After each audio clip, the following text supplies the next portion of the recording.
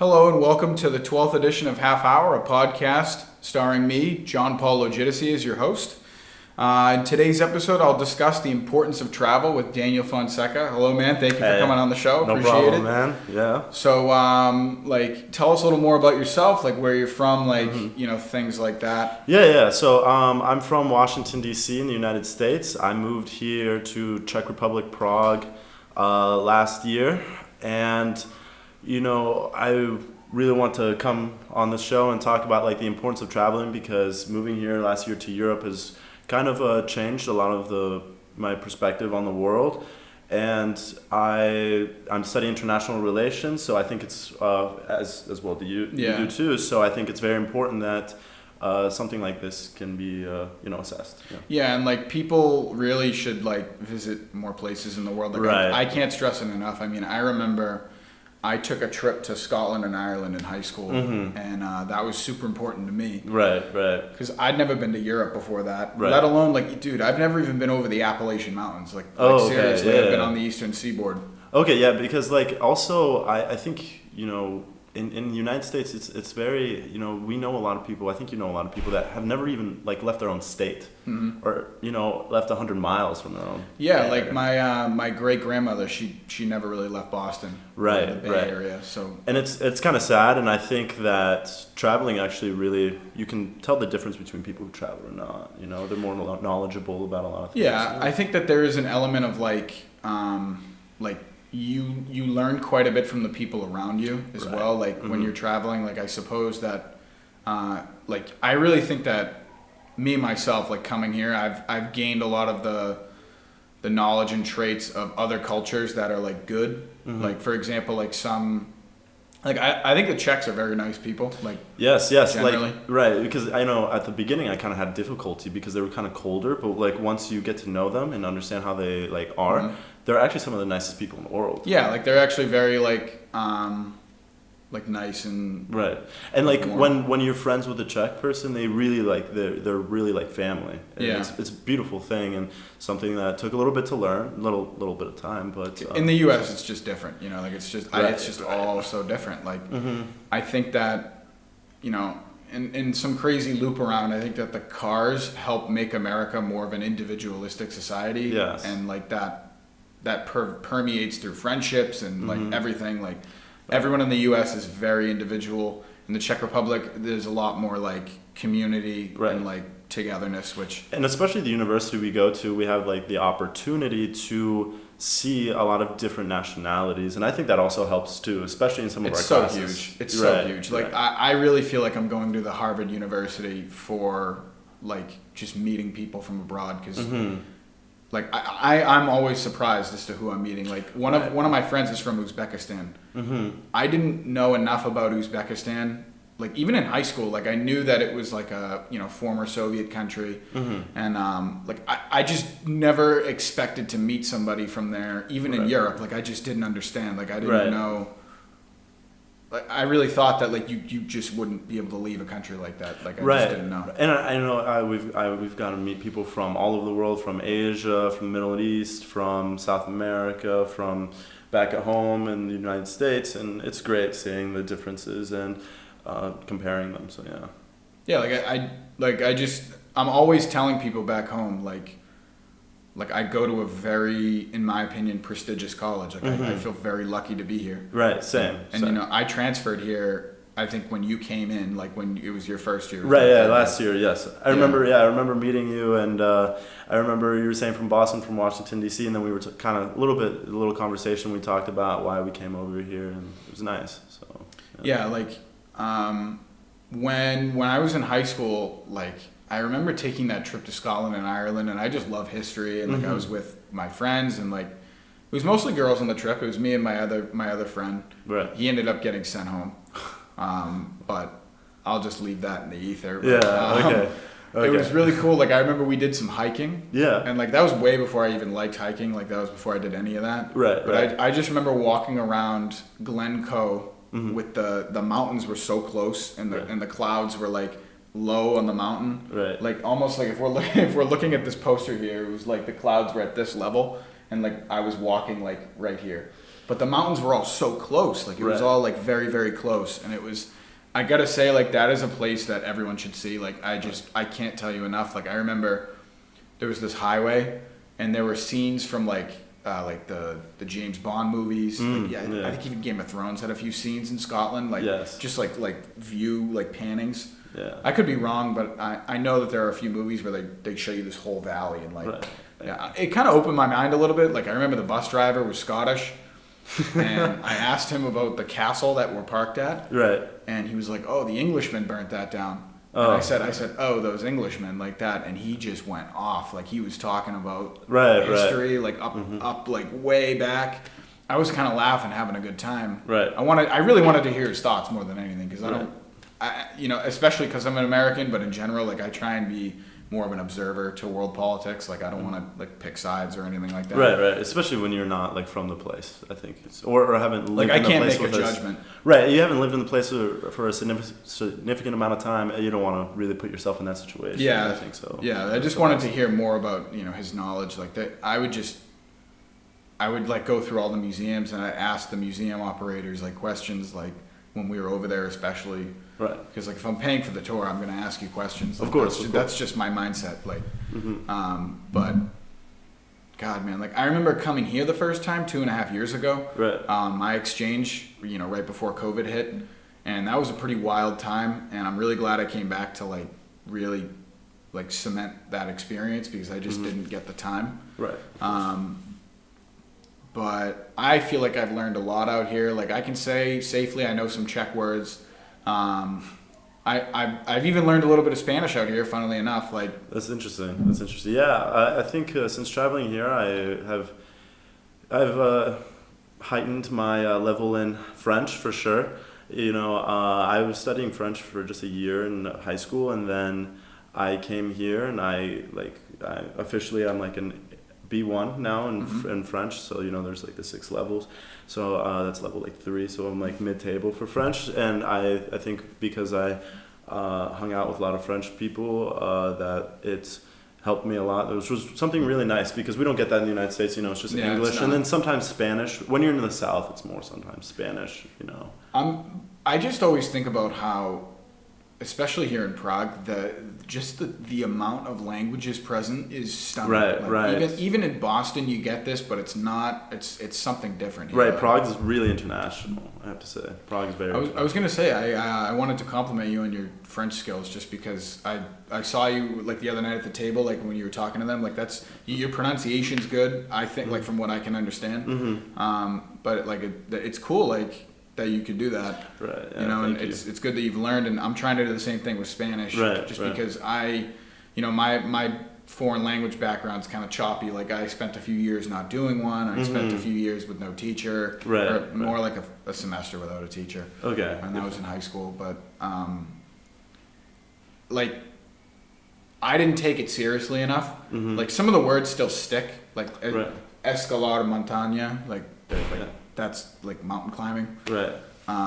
Like I just remember that from. It's weird. Like I remembered that from Spanish class. Right. And then years later, I started hiking more, and it's just weird. Like how things like stick in your brain like that. Right. But I think that someday I'm gonna go to Spain and just be there for an entire summer and just. Oh, that's amazing. That's a good place. Because you'll learn. Like you'll actually figure it out. Like I'm sure if you did the same, if you were in France in like a town. Yeah. For like 3 months, you're gonna speak French. Like for sure. And actually, I'm actually from Spain, so you should go to Sevilla. I'm just saying. Like So my family's Sevilla? my family's from Spain. Yeah, Did they move to the U.S. like? Yeah, my grandmother. Oh, okay. So it's like more on the recent side. Yes. I'm the only one in my family is like actually American. Yeah. Like, so you'd be first or second generation? First generation. Yeah. Oh, okay. First generation American. Yeah. My family immigrated to the States very, very long. It was like the first Italian wave. That's when they came. Oh, okay, fair enough. So like the 1880s, 1870s. Right. My grandmother's from Belgium though, or she was from Belgium. She moved to America in I think 1950. Okay, so yeah, fair enough. But I never learned any like of her language, which was Flemish. I mean, I know a few words, but we didn't really speak that much in Flemish. But what is going on out there? Do you see that? There's like what is he doing with the? Wow. I don't want to ask. Interesting stuff you see traveling. Yes. You know, it's Traveling, you always see. But he's like hanging laundry out the window on that thing, like on this rack. Yeah, that's pretty normal, I think. Here. No, but like out the window like that. Like, do you see? Yeah. He's got like a whole structure for it. Well, he has like clips for it though. This guy knows what he's doing. He's been there a long time. Exactly. So yeah. And that's like my distraction coming to play. Like I'm just like looking out there, but no problem. So yeah. You learn so much though, like just. Yeah, so I've been to 16 different countries. You know. What are some of your top picks, like places? Ooh, that's a good one. Okay, so for nature, I'd say Iceland. Did you see the volcano and like the glacier? Yes. Well, not the glacier, but the volcano. Yes, I did. I got to see the glaciers were more on the eastern side of the island, and unfortunately, we didn't get that much to go over there. We didn't get that much time to go over there, so I didn't. Oh yeah, because Reykjavik's all the way in the west. Yes, and it's there's like a little ring around Iceland, so you kind of have to take that, and it's like 9 hours over there. It's like a road, kind of like. Right. You can't go through the middle. Like no, because the elevation's too high. Oh, it's a mountainous place. That's right. Yeah, it's very mountainous. So that's the first one for nature. For city, I would say Nice is probably my favorite, and Venice was my second favorite. And then for overall culture, I got to go to Venice before it goes under the ocean. Yes. You know, like yes, I absolutely have to see that. And for culture, I think, you know, I'd say actually Nice as well in France. So yeah. You really like that place? I do. It's near the Italian border, right? Yeah, it's very close. Very close. It's like I think an hour or two just from the Italian border. It's in the eastern part of France in the south. That's really cool. Yeah. So, but no, Venice. I just went to Venice 3 weeks ago. I just came back. Spent a week there, and it was amazing. You know, the thing about Venice is, I'm sure you know that the Venetians really don't live there anymore. It's only 50,000 in the city now. Yeah, it's literally like a tourism basically city. But I went on a great time because the tourists all left at this point. It was COVID, right? Maybe. No. It was just tourist season was ending. So when did you go? What month? 3 weeks ago. So in August. And it wasn't crowded, really? Was not crowded, really. No, it was really strange. And the thing about Venice is when you exit the touristy parts, right? Mm-hmm. There's absolutely no one in the streets. No one. It's like you see 1 or 2 people walking a lot. And this is still in the city that's like out in the bay. Like yes. This is still in the famous city, and it's very like strange, but it's actually very peaceful as well, and it's amazing just to see that, like a city that, you know, for history was a big player in the Renaissance, and you really see the beauty of the Renaissance in the city as well. I'm gonna have to go the time you went because I want to see it not crowded. Yes. Like, I hate crowded cities. Like it's like walking through New York is just so tough. Like so many people. So New York is so many place. People. Yeah. There's so many people. I remember importance of traveling. Yeah. I learned an important lesson this time. I was in New York. I was on the 8th grade trip. So I was like 13 or 14. I had that too. Yeah. Nothing happened to me, but it was like I saw this happen. This Asian woman and her 2 children. Yeah. They were talking to Spider-Man, and I think they wanted a picture. So. Oh, and they took it and they didn't pay? They took it in Times Square, like they. Right, and they didn't pay. Yeah, so here's what ended up happening, right? Mm-hmm. They took a picture with Spider-Man, but Spider-Man goes like this, and all the other Avengers come in, you know, and like Darth Vader comes in, you know, stuff like that, and they all get in the picture without her consent. Like he just goes like this, and they all come, and now they're all asking for money, and she ran. With her 2 children, and all I remember is seeing Spider-Man running after her, and like some of the other Avengers. And I remember, like, I look at my buddy and I go, "That's what happens when you take pictures with Spider-Man." Yeah, no. I was like, "What?" No, yes, really, when you travel, I think you really got to do your research. You learn things. Like I learned to try and keep my belongings together. I mean, I was looking for my headphones today at school, and thank God I found them. You know, like knock on wood, they were there. Yeah. All I was saying to myself was like, I just can't deal with this today. Like I can't lose my headphones today. Like it's just not going to happen. No, I agree. You know, you do learn a lot. And for example, I went to Rome last month as well, just 2 weeks before I went to Venice. Mm-hmm. And you know, I've always heard, you know, Rome. It's been a long time since I've been there. I was 5 years old last time I went to Rome. And I went to Rome, and I was expecting it to be, the Rome, the ancient city of the ancient world, the eternal city, the best of the best. And I got there, and the monuments were phenomenal. The Vatican, the Colosseum, the Roman Forum, everything phenomenal. But the city itself is absolutely terrible. Yeah. Some of these cities are in disrepair. I haven't been to Rome, so I can't say. But I really feel like, at least in America, our cities need like some help. Like I don't know. I think there's just a lack of like of pride in like your city. Like for example, like I'll never forget this. Like I had a teacher that was like, you won't respect something the same way unless like you bought it. So, like I don't know. Like for example, like this computer we're using to record this. Like I bought this computer, so like there's something different about it. Like it's mine. Like I actually bought it, and the money I used to pay for it, I worked for. I got a sweet deal too. It was on Facebook Marketplace. But you know what I'm trying to say? Like when you appreciate something more when you work for it. Yeah. Absolutely. And I think with Rome, Rome has been built on top of each other constantly. And you can see it in the Roman Forum. Venice is like that too with the water. It's like it was lower, and then they just kept building on top of the other buildings. Exactly. So yeah, Venice is absolutely like this. A lot of the cities are like this, but I feel these two places I went to last month. There's so many tourists, and they don't kind of appreciate the city, and so they kind of in a way ruin it, because now like the tourism in Venice, it's in the past I think 10 years half of the population of the Venetians have left, so it's like 50,000 that live there now, and it's incredibly sad. And it's like smaller. I can't get over the fact that here in Prague there's a trash barrel on like every street corner. And like all I always think about is like New York again as an example. The last time I went, granted it was like over a year ago, it was covered in trash. But like coated. Like I remember I went to the Czech consulate to like clear up something about my visa, and like it was a nightmare. Like actually, like there was just trash everywhere. Like why is it so hard for a city like that to implement like even something like just putting barrels on the street corner?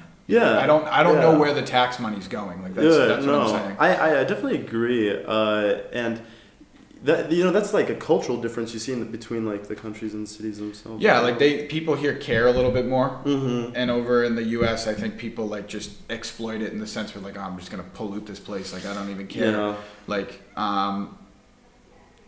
And this is why I'm saying it's important to travel, because you see as well like what you're saying.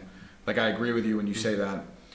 Because you're seeing like how different groups of people might treat their city, might treat their government, they might treat blah, blah, X, Y, Z. They're more prideful in like their city. They want their city to be kept very good looking, very pretty. For another example, I think with like a city is besides Prague, I'd say like Krakow actually, in Poland. They're really prideful of like how their city looks. When funny thing, I went to Krakow when I was 16, first time by myself, completely by myself. My mom kind of sent me to Poland by myself. It was a little scary. But it was quite nice, and actually this is what tumbled into me actually coming here to Europe. So let's hear more about like that. How old were you when you? So I was 16 when I left the United States for a trip in Poland. I went there for 2 to 3 weeks. Was it just you? Yeah, so it was just me.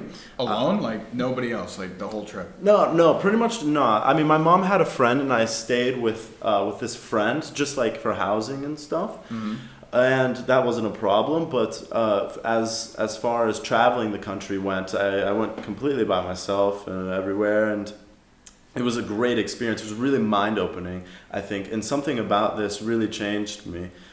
Because I traveled the whole country. It makes you kind of strong. Exactly, and more responsible. And I traveled the whole country by myself. I took the train, took the bus, and I went to Krakow, Warsaw, Częstochowa, a bunch of other villages, and it really shaped me as a person. And I think also the importance of their culture, their emphasis on religion kind of like changed me. Like seeing a culture that was so focused on religion was kind of inspiring, I think.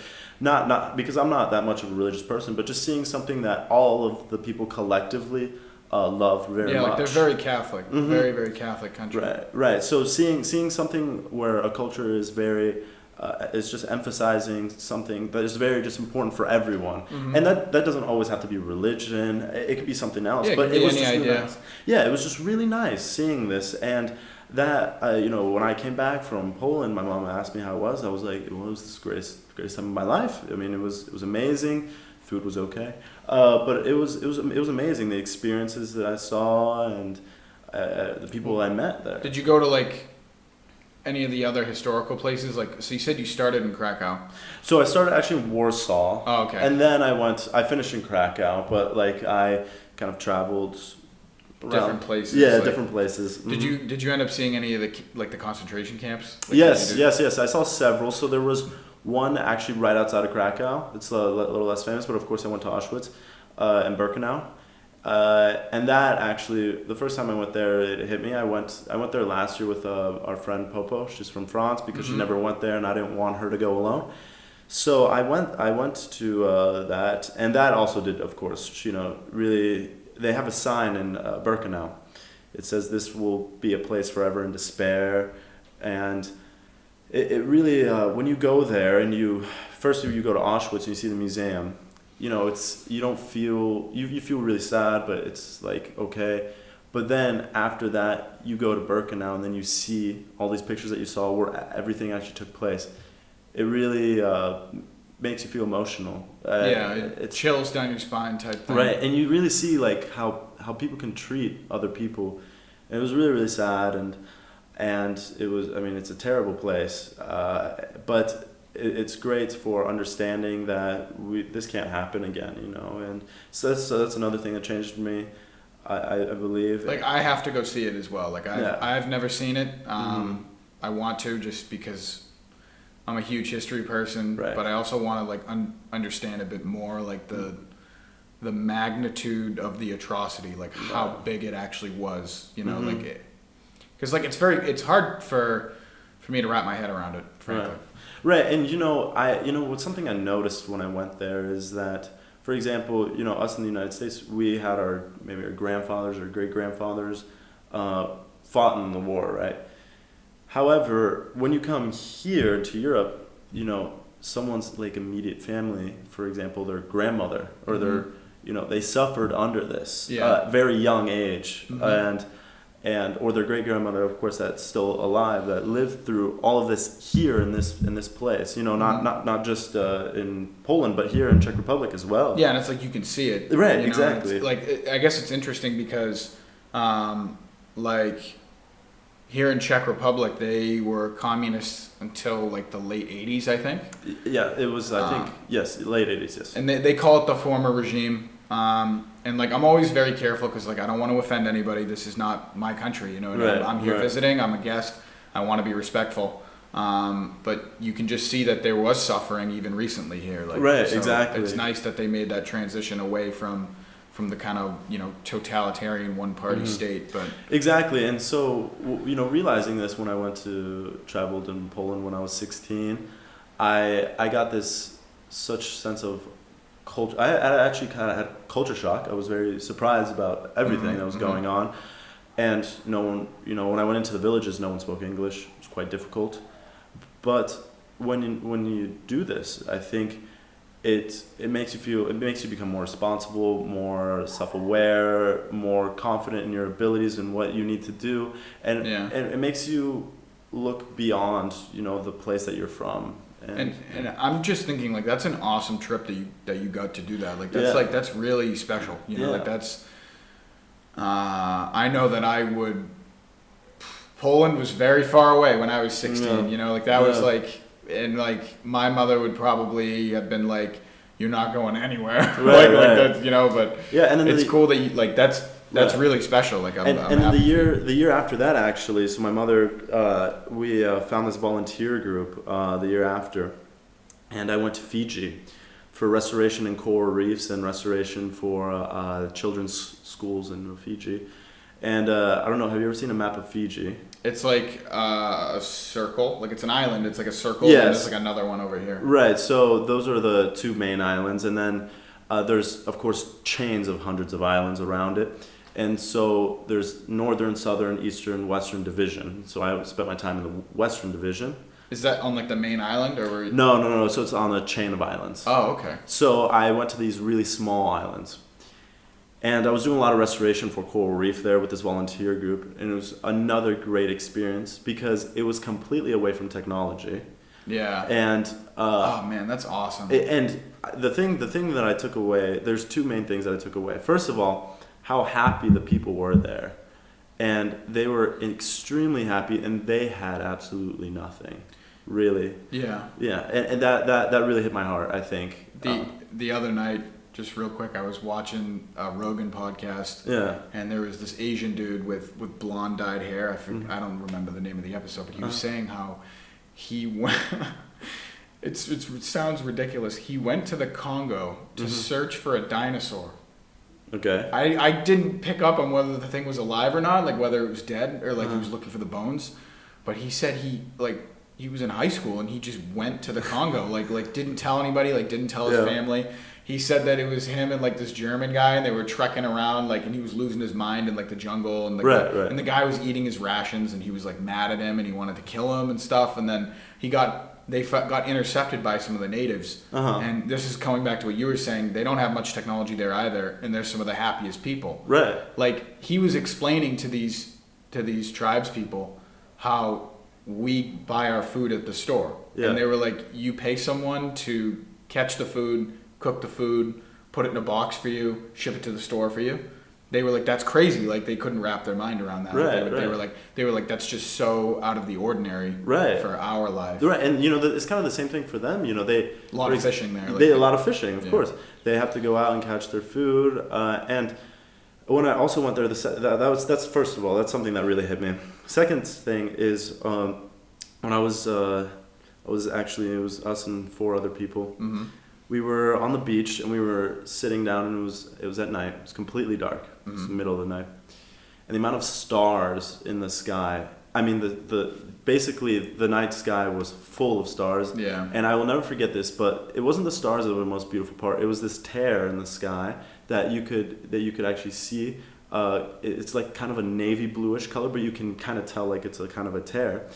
And it's what it is, I think it's a galaxy. It's another galaxy that's quite far away or something like that. It might have been the Andromeda galaxy. Yeah, yes. I think that's what it was. Yeah. And, I feel as if we living, where we live in Europe and in the United States, we forget the importance of nature and stepping back and seeing some of the beauty that really it has. I mean, these things are gorgeous, and they're not possible to see in the cities. They're not possible to see in our countryside. You really have to leave and see these places, and it was just amazing seeing this part of nature. I know that I really want to go to the southern hemisphere. Yes.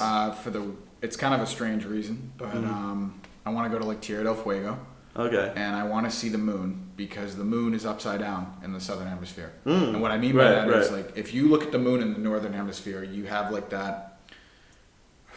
If I'm gonna describe the face of the moon, it's like it's all white, and then you have like this kind of like dark splotch on the left. It's like kind of a birthmark kind of type thing. Yeah, and it's got like the dark splotch like here, and then you have like another splotch here. Yeah. In the southern hemisphere, it's like almost reversed, like it's upside down. So yes. I just want to see that. Like I feel like that's something I would. Yes, and so one of my travels, I went to Central America a few times. Went to Nicaragua and Honduras. And it's a very dangerous place in the world, very, very dangerous. Yeah. And when I was 11 or 12, I went there with my mom and my grandmother, because my grandmother left Spain. She went to Nicaragua, and then from Nicaragua she went to the United States. So they lived there for a couple of years. And it's so different from everywhere I've ever been. It's first of all, it's extremely dangerous. However, like you were just saying about like the differences in nature and like how the moon would be different. There's a difference in nature here that I've never experienced. It was so tropical in one place, and then they had this massive volcanic place that was just like you could In literally Nicaragua? see. Yeah, and you could see this like kind of line where everything ended, and it was kind of cool. So yeah. Yeah, that's strange. My brother took a trip to Costa Rica when he was in high school to do like some volunteer work. Yeah. I didn't go, but it is super interesting. Like I would largely go anywhere except the jungle. Like Right. that's where I'd start to get close-minded because of the bugs. Yeah. Like I like know, the Amazon, like no. I just like I can't. I don't know if I could handle that. Like I'm not even kidding. Like Right. that in that podcast when that guy went to the Congo, it's another tropical area. He Yeah. was saying that he couldn't sleep because of how many bugs were hitting the tent like all the time. Like Oh, jeez. and they're like they make sounds because they're big. Okay. But I just don't like bugs like that. No, I don't even like mosquitoes, man. Like that. Yeah. Like, Especially the other night. Remember? You got bit. oh by- yeah. At that place. Yeah. The park. Yeah. So yeah, there's another place that I really want to go, and this is purely for nature. It's in Bolivia, and it's called Heaven on Earth. Oh, is that the salt flat? Yes. Yeah. This I've is heard of one that. place I want to see before I die. That, and I want to see the park in China, the oh my God, national park in China. Are you referring to the one where the mountains are very like jagged? Yes, very, it's like a straight bunch up and of down. plateaus, like. Yeah, and they're like up, like they're really like Right, tall, right. and they're not very wide. Right. Exactly. Okay. Yes. Yeah, those are cool. Mm-hmm. So but I think overall, just seeing nature, seeing different cultures, really it just broadens your spectrum. That it's so unexplainable that people. It's nothing you really can explain. You have to go out. You have to go see it. You have to experience these different things. And I think when you experience these different things, your life, you will be so much more content with it. I think, personally. Yeah, and you see all that, and it has like a deeper influence on you. Right. Correct. Yeah, and it really can something very small in another country can really change a person in general. So. Right on, man. I think we're hitting the mark here, but Yeah. I don't know if you have anything else you want to drop in and say. But No, not much. all right. Well, thank you for coming on the show. I really Thanks, man. appreciate it. Appreciate you having me. Guys, stay tuned for episode 13. I'll catch you on the flip. Cheers. See you later. Peace.